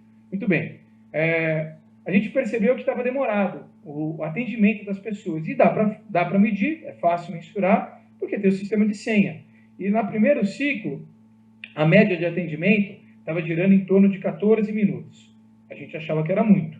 Aí a gente colocou uma meta, diminuir em 20%. Então tinha que chegar lá por volta de 10 minutos. Bateu. No outro, ainda está muito, 10 minutos ainda é muito. Ficou 7 minutos. Bateu. No outro ano, já diminuiu para 10, que era chegar em 5 minutos. O que chegou em 5 minutos, a gente, agora vai ser 3 minutos. 3 minutos, o cara não vai nem conseguir atender o munícipe. Não tem mais sentido você diminuir isso. Daqui a pouco é minuto zero. Não tem lógica. Então, para. Aí passou a ser meta. Manter os 5 minutos de tempo médio de atendimento. Manter. Se você manter, tá bom. Não precisa melhorar. E está lá a meta, pactuada, manter esse nível de atendimento. Quando a gente conseguiu chegar, eu estou dando esse exemplo, que é mais um exemplo concreto. Quando eu consigo, eu vou trazendo através do contrato. Quando eu consigo chegar naquilo que eu acho que é o ideal, que é difícil na administração pública geral, mas nesse caso a gente conseguiu, eu falo, agora tá bom, não tem mais o que melhorar. Se melhorar mais, você estraga. Nesse caso concreto. Porque você não vai nem falar bom dia para as pessoas que forem ser atendidas lá no nosso sistema. Então, isso é algo muito importante também, que é um outro limite que a gente tem, que às vezes a gente também tem que se auto-puxar a orelha. Gente, não vamos ser obsessivo por meta. Também, obsessão, fanatismo, não serve para nada. Qualquer lugar que tem pessoa muito fanática por alguma coisa, a tendência é que não dê certo. Então, vamos lá. Eu não preciso ser obsessivo, ter esse fanatismo por melhoria de performance. Tem uma hora que a performance está aceitável, está boa. Eu não tenho mais o que fazer. Bom, e aqui, todo ano, a gente foi aumentando os indicadores, vocês percebam, e eu vou falar especificamente do contrato de 2023 para a gente ter um ganho enorme aqui, que eu acho que a professora Regina, inclusive, ia até me perguntar disso depois. Mas, não, falei aqui, imagina, eu estou falando que nós aumentamos, em geral, o número de secretarias e, fatalmente, o número de indicadores. Eu vou falar, daqui a pouquinho, a questão do contrato de 23, e tem um tema que eu sei que você ia, imagino você ia despertar o debate, mas que para a gente foi um grande ganho de 2023. Mas o que eu queria chamar a atenção de vocês aqui, de forma muito contundente mesmo, todos os anos, 85, 89, 2015, 2016, foi o melhor ano. 75, 79, 79, 79, provavelmente o contrato de 22, como eu falei, vai ser anunciado em fevereiro, então não tenho ainda o resultado final aqui, não sei quanto é, mas pelo que a gente acompanha, vai gerar em torno de 80% também. Eu digo, do ponto de vista técnico, de quem trabalha na concepção do programa, é o melhor número. Por quê? Para o prefeito, eu lembro perfeitamente, quando eu era o gestor do programa, estava na Secretaria de Gestão, esses 2 primeiros anos, o prefeito brigava comigo, mas como a gente vai anunciar algo que está em 80%, antes da oferecer o final, em 70% a gente vai ser esculachado pela opinião pública. O prefeito, espera lá, no dia que o contrato for 100%, significa que o programa acabou. Ou que nós temos um grande erro para ser corrigido no próximo ciclo. Significa que houve game, significa que as metas estão fáceis. Então, lembra lá no começo da nossa conversa? A meta ela tem que ser desafiadora, evidentemente mensurável, e também factível. Também não adianta você colocar uma meta, vamos lá, Prefeitura de Santos chegar na Lua. Sei lá, qualquer bobagem aqui, algo que não é factível, não tem sentido. Do ponto de vista técnico, esse é o melhor percentual geral. Eu bonifiquei alguns e outros não. Então, legal. Teve uma boa gama de servidores que conseguiu ser bonificada, as metas foram atingidas. Esses caras estão ou muito felizes, atenderam totalmente, ou parcialmente felizes. Ok. Mas tem uma galera ainda que não foi nem sequer contemplada, que em tese está buscando, e tem que buscar. Então, veja, isso aqui para a gente é bastante importante destacar. Não tem que se prender, e aqueles que se encorajam, de fato, a buscar essa estratégia, muitas vezes podem cometer esse equívoco, né? De que o bom é o 95%, é o 100%. Não é. No dia que tiver 95%, 100%, a gente é muito, muito franco em dizer, é que está ruim.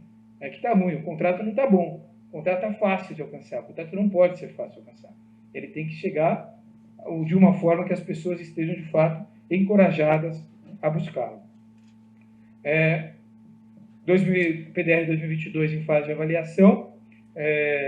Agora estamos terminando a fase da auditoria. O que nós temos? Isso é um tema bastante importante. Nos 2 primeiros ciclos, nós investimos recursos públicos para ter auditoria. A gente contratou o próprio pessoal da Vanzolini, falamos, vem aqui, audita as metas que nós colocamos. E, evidentemente, tivemos uma auditoria externa. E percebemos, muito francamente, muito poucos apontamentos sobre o trabalho que foi realizado. E hoje nós criamos o quê? Um corpo dentro da secretaria, ou melhor, da ouvidoria, que não deixa de ser uma secretaria da OTC, um corpo de servidores de carreira, que a gente tenta o máximo possível blindá-los, e, sinceramente, entendemos que não se faz mais necessário auditoria externa. Nós tivemos no ano de 2019, nós tivemos também algo que foi muito positivo para a cidade. Não sei se vocês estão familiarizados, o Tribunal de Contas do Estado de São Paulo, que o Tribunal de Contas do Estado de São Paulo não audita vocês, né, que vocês têm, o município de São Paulo tem o seu próprio Tribunal de Contas, mas os outros 644 municípios do Estado são auditados pelo Tribunal de Contas do Estado de São Paulo. E o Tribunal criou uma prática que nós somos entusiastas, que é o IEGM, que é o Índice de Efetividade da Gestão Municipal. É a mesma prática de indicadores, e tem lá um contingente de indicadores que o Tribunal de Contas do Estado de São Paulo afere de todos os 645 municípios. Em 2019, a cidade de Santos teve a melhor performance do Estado, que foi algo positivo para a gente, e nós tivemos lá também, claro, um reconhecimento. Nosso prefeito foi lá, recebeu um título do Tribunal de Contas do Estado, dizendo, no ponto de vista do IGM, vocês estão indo bem. E aí o Tribunal de Contas do Estado de São Paulo também se interessou um pouquinho mais em conhecer o nosso programa, e o que houve? A articulação do IGM, que o município de Santos passou a ter, segundo o TCE, a melhor performance no Estado, é algo também articulado no PDR. Então, onde eu quero chegar? De forma muito clara. Indiretamente, o próprio TCE ele está auditando e mensurando todo ano, que ele conhece o nosso programa, a aferição das metas. E lembrando, o cumprimento ou não das metas gera pagamento de bonificação. Se gera pagamento de bonificação, é dinheiro público.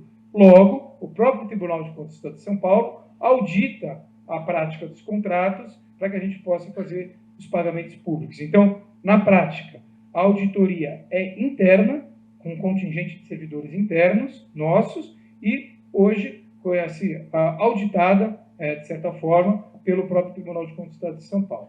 E aqui, vou até dizer para vocês, teve um ano, acho que foi 2020, eu não lembro bem, não foi 2020, fechou o ciclo da pandemia. Eu era o secretário de Saúde de Santos no primeiro ano da pandemia. Foi um ano dificílimo para nós que estávamos na saúde, eu não preciso mencionar e não vou me alongar nisso. A nossa nota naquele ano foi 8,9. 8,9 significa que a gente não teve a integralidade do contrato, a gente não foi no total, a gente ficou no parcial. Eu admito a vocês que eu fiquei muito bravo. E eu fui lá no ouvidor, pessoal, não é possível. E vamos analisar. O contrato, ele é um contrato continuado. Quando ele foi celebrado, não tinha pandemia.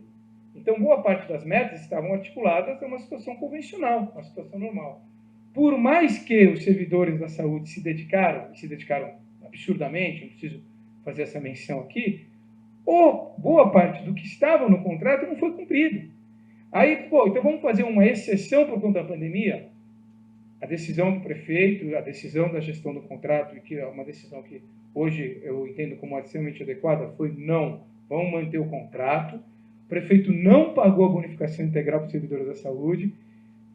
Programa de rádio, TV, prefeito não paga bonificação para a saúde, é retórica de que... O prefeito fez uma bonificação especial para aqueles que ativaram na pandemia, pagamos como uma forma, uma resposta, mas não mexemos no programa. A nota ficou 8,9 e a gente não mexeu.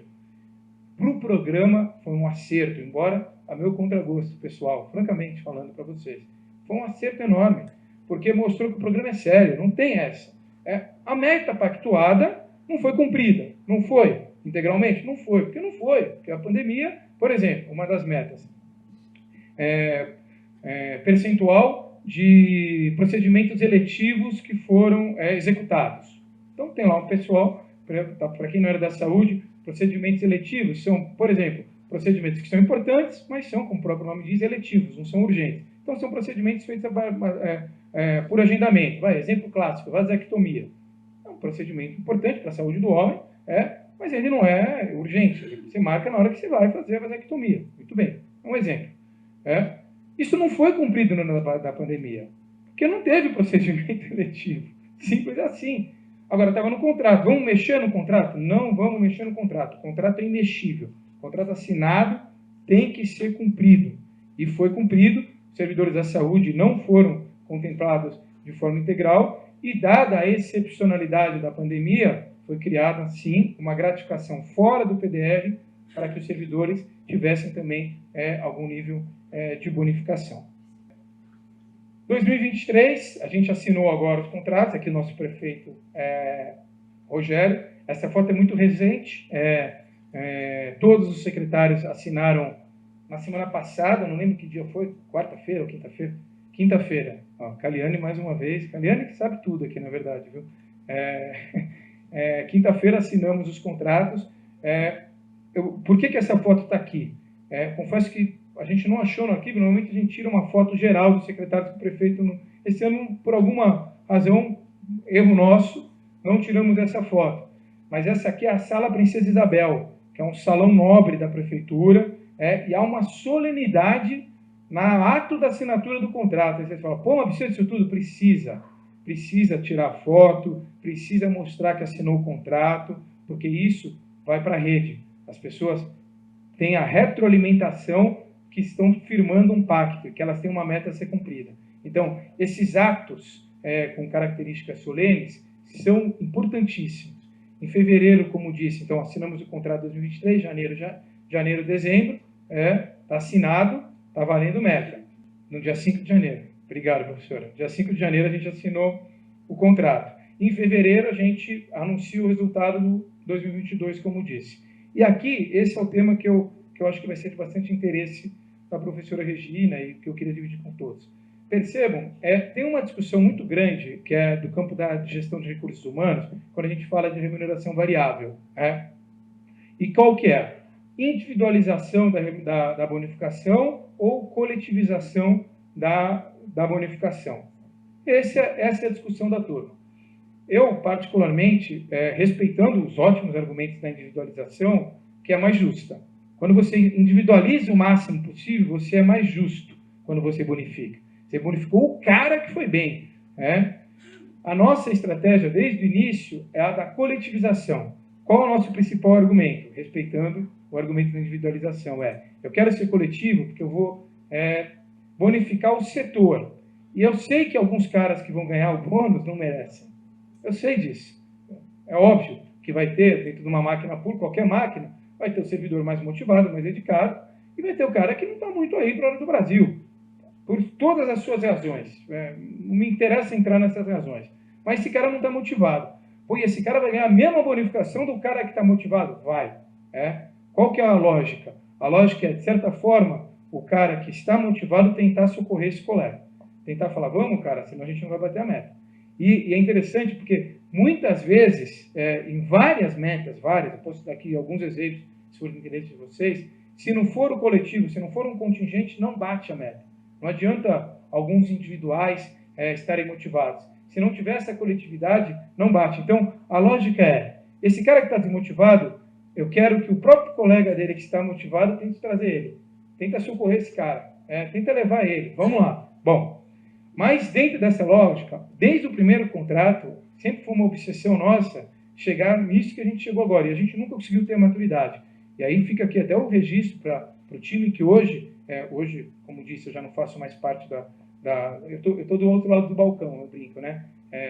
Nos primeiros 4 anos, eu era secretário de gestão, eu negociava as metas, porque o contrato estava do meu lado em nome do prefeito. O prefeito ia lá, pactuava evidentemente com aquilo. Então eu estava de um lado negociando com as demais secretarias. Agora eu sou mais um secretário, eu estava na Secretaria de Planejamento agora, a partir dessa semana última eu começo como secretário de governo no município, Secretaria de Governo tem as suas metas, eu estou do outro lado do balcão, negociamos com a ouvidoria e estamos desse lado de cá. Mas eu fico muito feliz que o pessoal que hoje tem a gestão do contrato conseguiu chegar nisso aqui. Então, a partir desse ano, a gente vai ter a setorialidade das metas na educação. Então, as nossas 86 unidades escolares, eu sempre quando eu falo esses números, vim falar de número na cidade de São Paulo, é muito delicado, né? Provavelmente 86 unidades escolares é uma subprefeitura aqui, né? Mas para a gente é o nosso total. As nossas 86, mas eu fico feliz às vezes que a gente vai falar de PDE, eu falo de cidade menor, 86, o cara tem 20 escolas, então tudo é relativo nesse mundo, né? Mas as nossas 86 unidades escolares têm as suas metas pactuadas para esse novo ciclo, e a gente vai ter a oportunidade, no final desse ciclo, ranquear as 86. E vai ser muito legal. Esse é o exemplo carioca. O Rio fazia assim, não sei se ainda faz, confesso. Mas quando a gente foi beber a fonte de inspiração, no Rio era uma competição para ver quais que tem melhor performance. E na prática, o que vai acontecer? Vai ter unidade escolar que vai ter bonificação e vai ter unidade que não vai. Então, a gente está encorajando, sim, uma competição saudável dentro das unidades escolares. E já está planejado para 24 fazer igual nas unidades de saúde.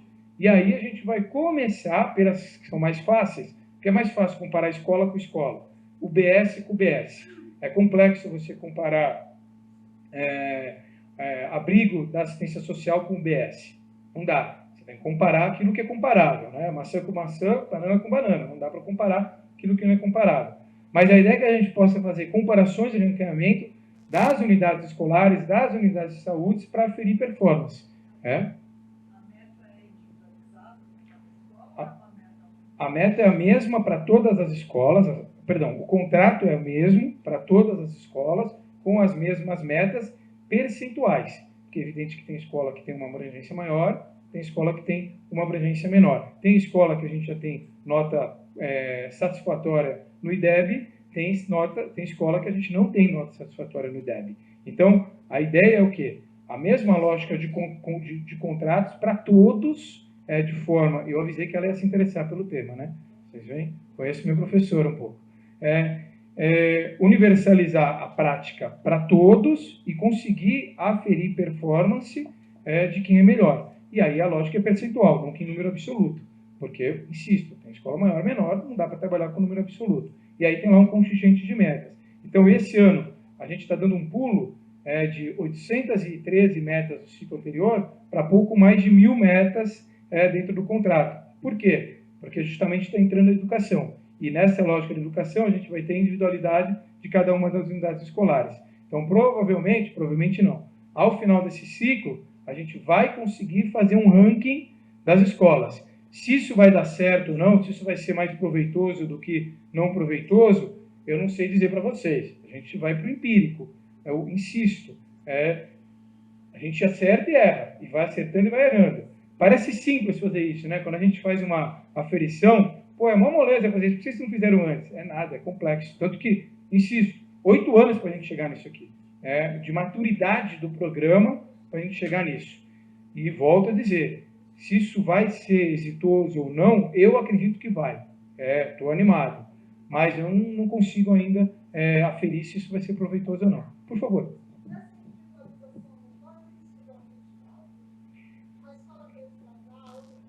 Corre, é um dos riscos. A auditoria ela vai ter que ser mais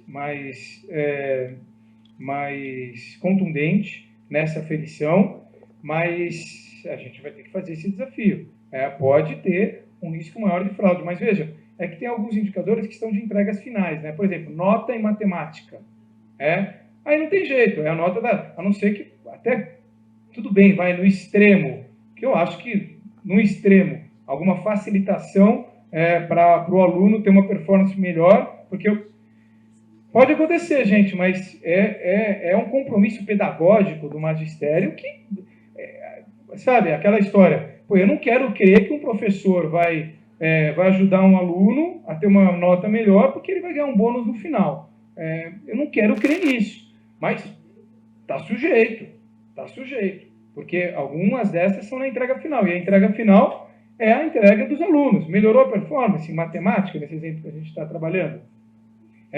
Eu digo a vocês, fazendo um parênteses, indo nessa...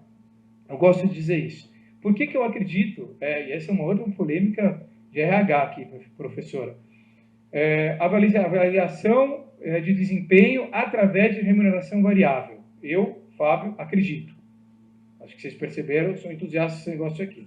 O que nós temos lá em Santos que está funcionando? A avaliação por desempenho, que é uma prática muito usada na administração pública e na administração privada.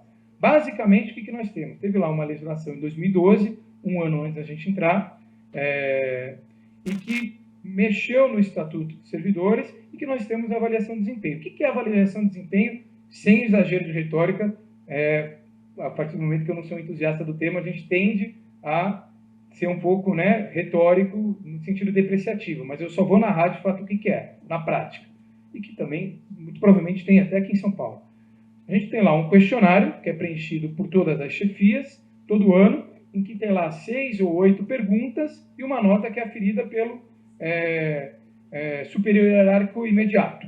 Então, vamos lá, eu sou secretário, eu vou aferir os meus chefes de departamento. Então, quem é o meu chefe de departamento, que é o meu logo abaixo de mim, e quem eventualmente trabalha ali no meu gabinete, que está subordinado diretamente a mim.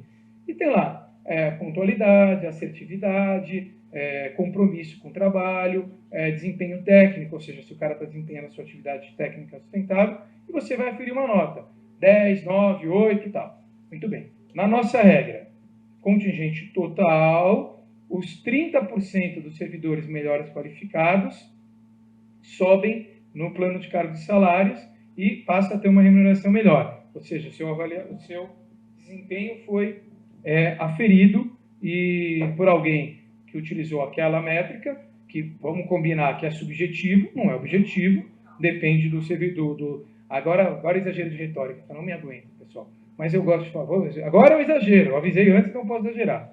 Mas se o cara que eu estou julgando é corintiano e eu sou santista, não acontece muito, mas se o Corinthians ganhar do Santos um dia antes e eu vou dar nota para ele no dia seguinte, estou exagerando na retórica, eu estou chateado com aquele cara, esse cara é corintiano. Então é subjetivo a nota. Então, é óbvio que eu estou exagerando, mas o fato é, voltando para o racional, sem exagero de retórica, é uma métrica subjetiva. E vocês querem saber quando? Eu já achava isso, mas lá em 2013, 2014, tinha essa métrica valendo. E eu recebi, isso não é exagero, tá? Isso é fato, prometo a vocês que é fato. Eu, como secretário de gestão, uma diretora de uma escola, de uma das nossas unidades, pediu para falar comigo. Por que a mulher quer falar comigo, né? Vamos lá, recebi a professora e a diretora, juro para vocês, começou a chorar. A Caliane talvez lembre disso, ela não me deixa mentir, que ela já trabalhava comigo desde essa época. Mas chorava compulsivamente. Por quê? Ela fez sério, ela verificou todos os professores e fez a nota séria. Lógico que ela deu 9 para um, 8 para outro, 7 para outro, 10 para outro. É óbvio, ninguém é todo mundo bom. É óbvio que não é todo mundo bom. A escola do lado, todo mundo foi 10. É a escola dos sonhos, sabe, um negócio finlandês lá. Nem finlandês deve ser. A educadora, a diretora, deu 10. E o que aconteceu? Todos os servidores, professores, da primeira que fez sério, ficaram fora dos 30%. E todos foram esculachar a professora. O que você fez com a gente? Que absurdo, blá, blá, blá. E a do lado, todos ficaram entre os 30% e subiram na progressão de carreira. E os daqui não. Ou seja, a gente premiou quem não foi sério, porque não dá para me dizer que todo mundo merecia 10, porque não é razoável. E desqualificamos a mulher, coitada, não conseguia mais ser diretora da escola, e não é exagero, ela chorava de prantos mesmo, que fez um negócio sério, que quis fazer isso de verdade. Percebam como, com todo respeito a quem defende essa métrica, mas isso não é técnico, não tem estabilidade técnica, ele é subjetivo o critério, não é objetivo. Aqui, insisto, e aí óbvio que eu estou, de certa forma, defendendo o conceito. Ele merece reparos. Eu disse aqui mais de uma vez, é reparo todo ano. Fatalmente isso aqui a gente vai errar pra caramba. E ano que vem a gente vai conseguir melhorar. Mas o ponto central é o objetivo. A meta está lá para todo mundo ver. Você vai melhorar a meta? Você vai conseguir cumprir ou não vai conseguir cumprir? Mas é o objetivo.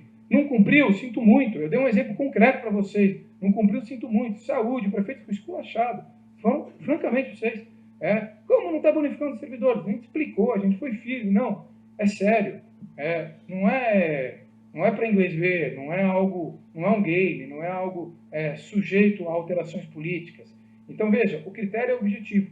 Então, por isso que a gente, de certa forma, acredita, indo à sua pergunta, que não vamos ter aí dificuldades a esse ponto, de um game entre os profissionais do magistério, dada a seriedade e compromisso que essas pessoas têm com o magistério. Mas, a partir do momento que a gente tem uma ferição mais individualizada, é evidente que a gente também está sujeito a esse tipo de game. E a gente precisa ter um radar ainda mais atento.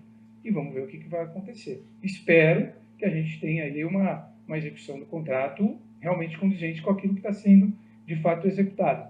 E insisto. Não, isso não tem. PDR não tem, não existe essa trava. Aí as pessoas me perguntam, tá, e aí, vocês tiraram aquilo? Não tiramos. Até hoje tem essa avaliação de desempenho. Até hoje. A gente concorda? Não concorda. Mas eu volto para um outro ponto que a gente falou. O governo anterior fez. A gente vai tirar? Não vamos tirar. Está lá. A gente acredita? Não acredita. Mexemos? Não mexemos. Podia ter mexido? Mexemos em parte. Mexemos em parte, professora. Está vendo? Nessa mesma legislação, agora apontar erro dos outros é sempre mais cômodo, A gente se sente numa situação de comodismo, Mas não é essa a intenção, é realmente apontar algumas observações. Nessa mesma legislação, a gente criou lá um adicional de titularidade. Legal. Qual que é a lógica do adicional de titularidade? Então, o servidor, que por seu ofício, não necessariamente, por exemplo, ele tem que ter um ensino superior, se ele faz uma graduação, ele junta o seu diploma da graduação e passa a receber R$400 a mais. Se ele faz um mestrado, eu posso me equivocar nos valores, tá? Mas a lógica é o que importa para a gente. R$600 a mais. Não, R$800 a mais, é o dobro. Se ele faz o doutorado, R$1.200 a mais. Legal. Então, você está incentivando que a sua grade de servidores seja mais qualificada tecnicamente, cientificamente, buscando uma graduação. A graduação ou diploma não está articulado à função. Eu não estou exagerando, está aqui mais uma vez a Cariane não me deixa mentir, eu assinando aquilo, mas com dor, mas como me doía, mas eu tinha que assinar. O cara, isso não é exagero de retórica, tá? Então os processos, os documentos estão lá. O cara é motorista da prefeitura, ele fez um EAD de administração certificado pelo MEC, que pagava, na época era 200 e poucos reais, mensais, de um ano. E por esse EAD ele conseguia uma graduação equivalente a um ensino superior. EAD, numa área que não tem nada a ver com a função dele. O cara simplesmente fazia uma conta. Pera lá, eu vou fazer um investimento de pagar uma mensalidadezinha EAD por um período e depois vou ganhar para o resto da vida os 400 pau. Oi? Exato.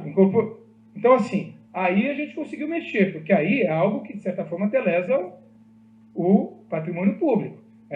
E hoje a gente mexeu na lei e ela articulava a sua função. Teve gritaria, sindicato brigou, enfim, teve lá seus argumentos contrários.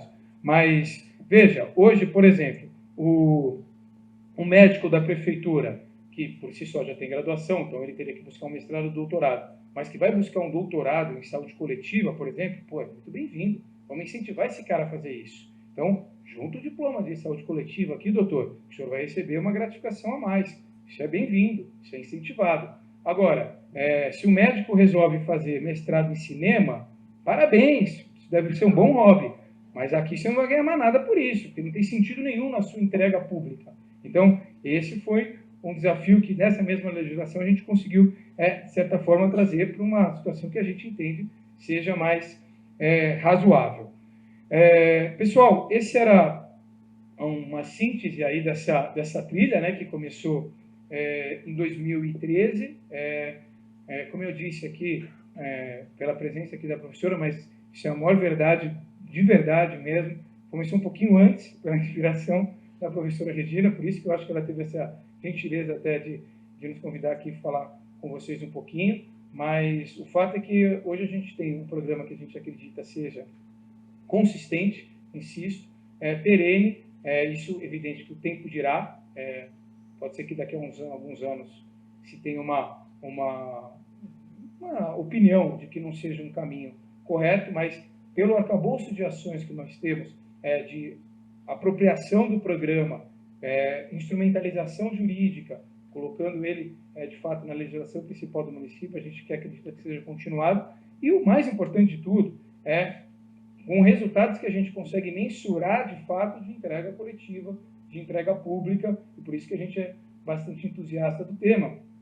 E, claro, sempre estamos abertos aí a aprimorar cada vez mais essa lógica, essa prática, e por isso que para a gente é bastante rico, é bastante importante esse tipo de conversa, esse tipo de diálogo com agentes públicos de forma geral, que permitem, de fato, esse amadurecimento constante.